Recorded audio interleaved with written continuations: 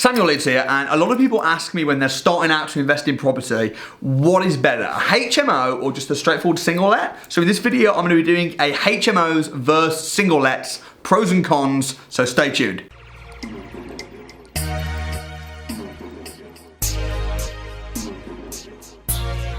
So I'm just gonna get it out there right up for the record. I think that HMOs are better than single lets, usually. Now, that's not to say that every HMO is better than every single let. It's not to say that just because it's a HMO means it's a good deal, and just because it's a single let means it's a bad deal. I'm gonna give you a balanced view of the pros and cons though. Firstly, let me give you the negatives of HMOs. So the negatives of HMOs, number one is they're usually more expensive to buy and get into, because not only are the properties more expensive usually, but also, you have got setup costs such as furniture, fire doors, smoke alarms. You might have to get a license to the property. So there are setup costs. Now, the way that I buy HMOs is probably very different to most people. My setup costs are extremely low. There are going to be some substantial setup costs. So typically speaking, to buy a HMO, you're going to need a minimum in your bank of £35,000. That's like a minimum just to get into the HMO market. HMO, multi-let, whatever. We're talking about when you rent a property out on a room by room basis here.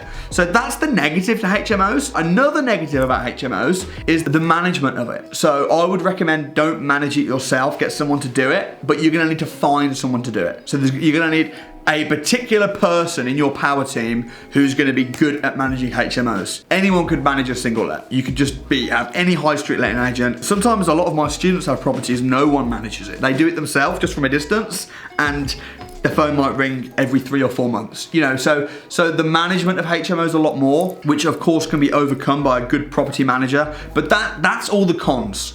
In regards to legislation changes, I can't imagine them bringing in any more legislation for HMOs. They already have brought in all the legislation I think they're gonna bring in. So this is I guess a good thing about buying HMOs. I think it's quite safe. All the legislation's been brought in. It's not like serviced accommodation whereby it's unregulated and it could suddenly change. HMO is already regulated. So if you do it properly, there's not a risk of that, but it is gonna cost you 35 grand as a minimum, and you're gonna need to find out a good HMO manager in the area to let it. So that's the cons. The pros of buying a HMO over a single let are just obvious. When you buy a normal house, a normal single let, you get paid once by that person or that family that's living there. Whereas when you buy a HMO property, you're getting paid 4, 5, 6 times because you've got multiple people living in the property, which means that you've got a substantial more amount of rent. If you look at my portfolio, the bulk of my income, certainly for my residential portfolio, comes from HMOs, even though I've got just as many single lets as HMOs. If you wiped out my single lets of my portfolio, it wouldn't affect me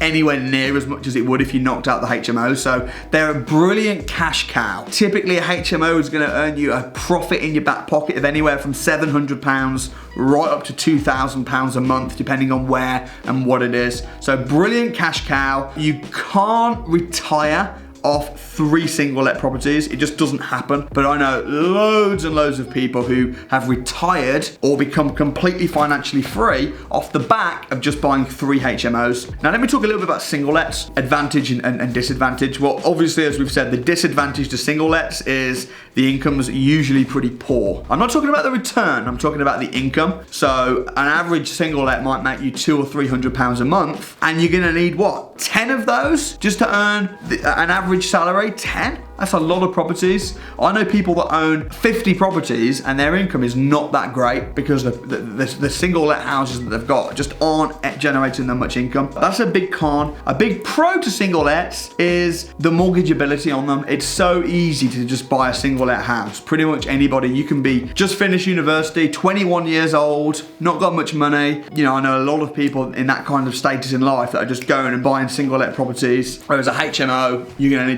need a particular type of lender. It's a little bit more complicated. So what I often advise is buy a single let first as your first property, and then once you've got a little bit of landlord experience, you've got a little bit of money coming in, then move on to HMOs for your second, third and fourth properties. That's probably generally a good idea. But what I would say, if you're buying a single let property, Don't buy a house for like 150, 200 grand and rent it out for £600 a month. You just should not do that. If you're gonna buy a single let, get a single let that's giving you a really high return on investment, because there's no direct correlation between the house price and the rent. A single let property that's 200 grand might give you a rent of 700, but then if you buy a single let for 100 grand, the rent's only is 600. It's just a tiny bit less, which means your return is a lot better. Always make sure, if you're buying single lets, I would rather buy a single let for 60 grand, rent it out for 500, and get a really high return as my first one, and then move on to HMO. So that's a little bit of a pros and cons. If you've got comments, questions, please put them below. I'd also love to hear your experience and what your thoughts are on what's better, HMOs versus single lets. Comment your thoughts, ideas below, and I'll try my best to read every single one. Thanks so much. I'll see you next time.